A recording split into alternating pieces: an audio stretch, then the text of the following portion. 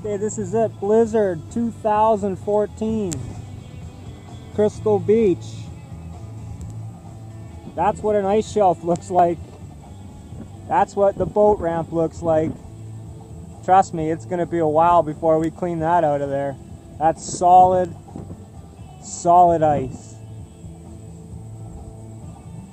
We're going to have a warm-up coming this weekend, but I don't know if it's going to be enough.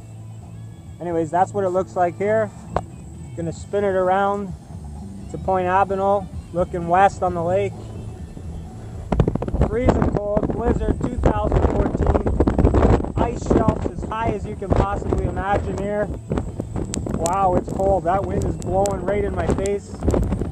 Can't even breathe. Wow.